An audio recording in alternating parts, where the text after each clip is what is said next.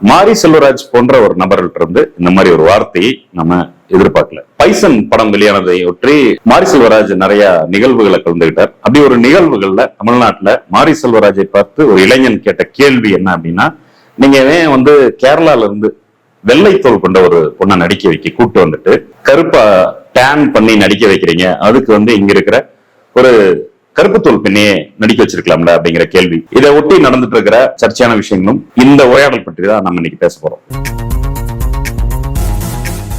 മാരി സെൽവരാജിന്റെ സിനിമകളിൽ ഒന്നും തന്നെ ഒരു തമിഴ് നായികയില്ല. മലയാളം തെലുങ്ക് നടിമാരെ ടാൻ ആക്കുകയാണ് പതിവ്. ஏற்கனவே அப்படி ஒரு கேள்வி, அதை ஒட்டி மாரி செல்வராஜ் சொன்ன பதில், இரண்டாவது முறையாக மாரி செல்வராஜ் அதுக்கு மறுப்பு தெரிவித்தாருன்னு கூட கேள்விப்பட்டேன். அப்படி பல்வேறு விவாதங்கள் போயிட்டு இருந்து அதுக்குள்ள நம்ம பேச வேண்டாம்னு நினைச்சோம். ஆனா கேரளால இருக்கக்கூடிய சினிமா சார்ந்த பல யூடியூப் சேனல்கள்ல இது பேசு பொருளாய் அவங்க சில கருத்துக்களை முன் வச்சிருக்காங்க. அப்படிங்கறதுனால நாம இதை அழுத்தி பேச வேண்டியிருக்கு. இந்த உரையாடல நாமளும் கலந்து கொள்ள வேண்டியிருக்கு அப்படிங்கிறது. கேரளா யூடியூப் சேனல்ல இப்படி என்ன பேசினாங்க அப்படிங்கிறதுக்கு போறதுக்கு முன்னாடி இந்த கேள்வி எழுப்பப்பட்ட போது மாரி செல்வராஜ் அவர் அந்த பதில் சொல்லும் போது அதுல ஒரு வார்த்தையை பயன்படுத்தினார்.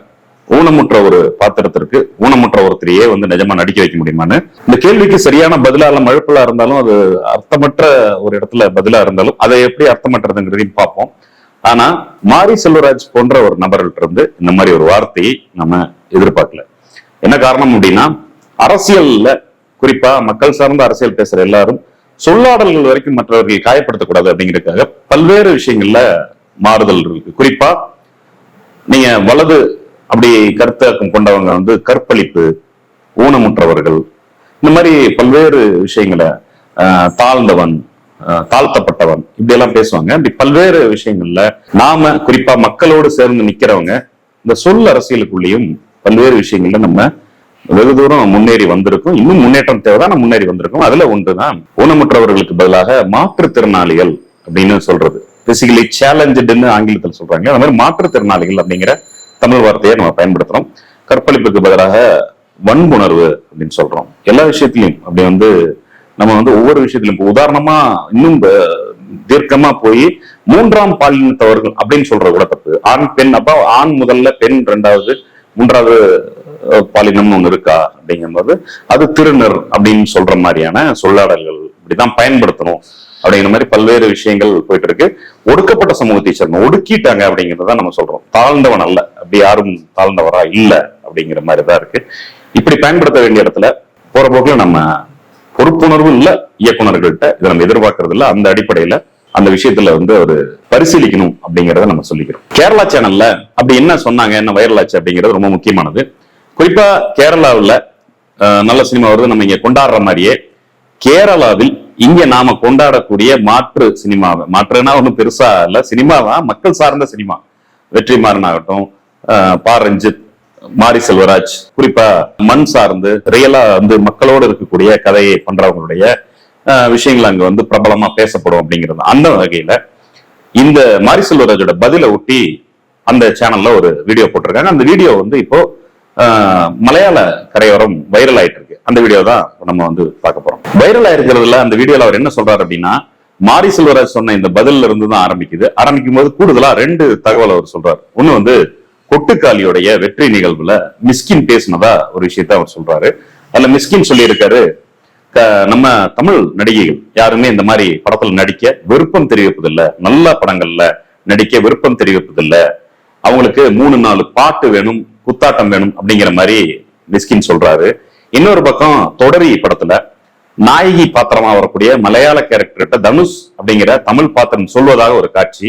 அதுல நாங்க ரேவதி முதல் லக்ஷ்மி மேனன் வரைக்கும் நாங்க மலையாள சினிமால இருந்து வந்த நாயகிகளுக்கு வாழ்க்கை கொடுத்துருக்கோம், எங்க பெண்கள் நடிக்காம இல்ல, அவங்க யாருக்கும் அதுல விருப்பம் இல்ல அப்படிங்கிற மாதிரி சொல்றாங்க அப்படின்னு சொல்லிட்டு இந்த 2 டயலாக்குள்ள இருக்கிற கான்ட்ரவர்சி அவங்க சொல்றாங்க. ஒண்ணு நடிக்கவே விருப்பம் இல்லையா அல்லது நல்ல படம் பண்ண விருப்பம் இல்லையாங்கிறதே இவங்க இது பண்றது இல்ல, அதுக்குள்ளேயே ஒரு கான்ட்ரவர்சியா இருக்கு அப்படின்னு தான் அந்த சேனல்ல அந்த வீடியோவே ஆரம்பிக்குது. அந்த சேனல்ல തമിഴ് സമൂഹത്തിലെ ജാതി വ്യവസ്ഥയെ പറ്റിയും പുരുഷാധിപത്യത്തെ പറ്റി വരെ ശക്തമായ സിനിമകൾ എടുക്കുന്ന സോകോൾഡ് സോഷ്യൽ ഇൻജസ്റ്റിസ് സംവിധായകർ പോലും തങ്ങളുടെ റിയലിസ്റ്റിക് സിനിമകളിൽ കേരളത്തിൽ നിന്നും ഹിന്ദിയിൽ നിന്നുമെല്ലാം നായികമാരെ കൊണ്ടുവന്ന് മുഖത്ത് കരി തേച്ച് ടാനാക്കി അഭിനയിപ്പിക്കുന്നത് തീർത്തും ഡബിൾ സ്റ്റാൻഡേർഡ് അല്ല എന്നതാണ് ഉയരുന്ന ചോദ്യം. அவங்க மாரி செல்வராஜ் சொன்ன இந்த விஷயத்த சப்பக்கட்டுன்னு தான் சொல்றாங்க.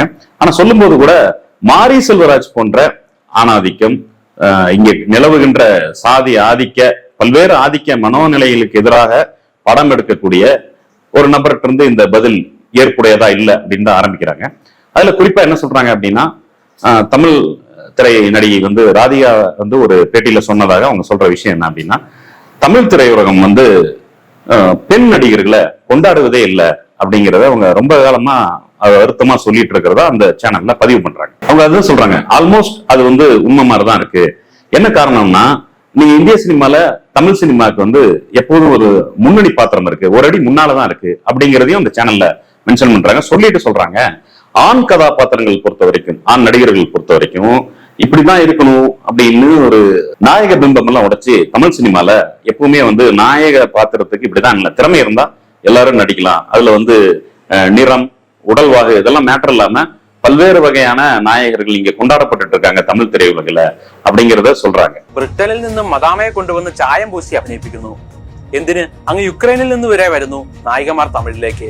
ஆனா இன்னொரு பக்கம் என்ன ஆகுது அப்படின்னா, பிரிட்டிஷ்ல கூட அங்க இருக்கிற சீரீஸ்ல கூட இங்க இருக்கக்கூடிய இந்திய வம்சாவளி நடிகர்கள், இந்திய நடிகைகள்லாம் நடிக்க வச்சுட்டு இருக்கிற சூழல்ல, குறிப்பா தமிழ் சினிமால நம்ம எமி ஜாக்சன் போன்ற பிரிட்டிஷ்காரங்க, அப்புறம் நம்ம சிவகார்த்தியன் கூட உக்ரைன் நாட்டை சேர்ந்த நாயகிகள் இப்படி எல்லாம் பண்றது அவங்க வந்து சுட்டி காட்டியிருக்காங்க. குறிப்பா இங்க வந்து தமிழ் நிறம் இல்லாட்டியும் அட்லீஸ்ட் திராவிடத்துக்குள்ளேயாவது இருந்தாங்க அப்படிங்கிறதையும் அழுத்தம் சொல்றாங்க. அட்லீஸ்ட் திராவிடம்னு அவங்க சொல்றது என்னன்னா, அந்த பக்கம் தமிழ் அல்லது ஆந்திரா அல்லது கர்நாடகா அல்லது அப்பா அம்மா யாரோ ஒருத்தர் தமிழ், இன்னொருத்தங்க மலையாளம், கர்நாடகா, இப்படி ஒரு காதல் திருமணங்கள்ல வந்த குழந்தைகளா இருந்து நட்சத்திரமானவங்கள இப்படி எல்லாம் தான் நடிக்க வச்சுட்டு இருந்தாங்க. அதை தாண்டி இப்ப வந்து பிரிட்டன்ல இருந்து உக்ரைன்ல இருந்தெல்லாம் நடிகைகளை கொண்டு வந்து நடிக்க வைக்க வேண்டிய அளவுக்கு இங்க பஞ்சம் என்ன இருக்கு அப்படிங்கிறது தான். எமி ஜாக்சன் மதராச பட்டணம்ங்கிற படத்துக்கு சரியான பாத்திரம். அந்த கதாபாத்திரம் வந்து பிரிட்டன்ல இருந்து வரக்கூடிய ஒரு பாத்திரமா காட்டும்போது சரியான விஷயம் தான். ஆனா அவங்களே வந்து ஐ படத்துல நடிக்க வைக்கும் போது கூட அது ஒரு ஃபேண்டசி படம், நம்ம அதுக்குள்ள வெளியே வந்துடும். ஆனா இங்க இருக்கிற கதைக்குள்ள அவங்கள பொருத்தும் போது அது ரொம்ப துருத்திட்டு தான் இருக்கு. அதுக்கு வந்து இங்க இருக்கிற நடிகைகளை நடிக்க வைக்கலாம் அப்படிங்கிறது தான் சேனல்ல சொல்லப்பட்ட இன்னொரு விஷயம். இன்னொரு பக்கம் பார்த்தோம்னா, டான்ஸ் നായികമാർക്ക് പിറകിൽ നിൽക്കാൻ ഇപ്പോൾ വെള്ളക്കാരികളെയാണ് ഭാരതീയ വേഷത്തിൽ ഒരുക്കി നിർത്താറ്. നായകന് പിറകിൽ നിൽക്കുന്ന നർത്തകർ തമിഴ് യുവാക്കളാകും. டான்ஸ்ல வந்து பாத்தீங்கன்னா நாயகர்கள் பின்னாடி ஆடக்கூடிய டான்சர்ஸ் வந்து இங்க இருக்கிற இண்டஸ்ட்ரியில இருந்து எடுத்துக்கிறாங்க. இன்னொரு பக்கம் நாயகிகள் பின்னாடி ஆடக்கூடிய படங்கள் சமீபமா வந்த தமிழ் படங்கள்ல அதிகமா வெள்ளக்கார பெண்களை வந்து ஆட வச்சிருக்காங்க அப்படிங்கிறதையும் அது சுட்டி காட்டிட்டு அந்த சேனல்ல கூடுதலா என்ன சொல்றாங்க அப்படின்னா, இங்க இருக்கக்கூடிய குறிப்பா தமிழ் இண்டஸ்ட்ரியை வச்சுக்கோம், தமிழ் இண்டஸ்ட்ரியில இருக்கக்கூடிய குரூப் டான்ஸருக்கான வாழ்வாதாரம் அதுல பாதிக்கப்படுதுங்கிறதையும் அதுல அழுத்தி சொல்லிட்டு ரொம்ப பொறுப்பான ஒரு விஷயத்தையும் சொல்றாங்க. நம்ம மற்ற இயக்குநர்கள்ட்ட கூட கேட்கல, இந்த மாதிரி ஆதிக்க மனோபாவங்களுக்கு எதிராக, அது ஆணாதிக்கமா இருக்கலாம், நிறவரி ஆதிக்கமா இருக்கலாம், சாதி மத எந்த ஆதிக்கமா இருந்தாலும் அந்த ஆதிக்கங்களுக்கு எதிராக நிஜ வாழ்க்கையில் நெருங்கி போய் படம் பண்ணக்கூடிய மாரி செல்வராஜ், பாரஞ்சித், வெற்றிமாறன் படங்கள் கூட இதுக்கு விதிவிலக்கல்ல அப்படிங்கிறது தான் நமக்கு சங்கடமா இருக்கு. குறிப்பா வெள்ளைத்தோளுடைய நாயகிகளை கொண்டு வந்து பாத்திரம் வந்து அந்த கேரக்டர், அந்த பாத்திரம் வந்து ஒரு டேனான பாத்திரமா இருக்கணுங்கிறதுக்காகவே அவங்கள வந்து பிளாக் மேக்கப் எல்லாம் போட்டு நடிக்க வைக்கிறது அப்படிங்கிறது இவங்க செய்யும் போது வருத்தம் அளிக்கிற விஷயமா இருக்கு அப்படின்னு சொல்றாங்க. சொல்லிட்டு கூடுதலா சொல்றாரு, நான் வந்து தேடின மாதிரி நாயகிகள் கிடைக்கல அப்படின்னு வந்து மாரி செல்வராஜ் சொன்னது சப்பக்கட்டு.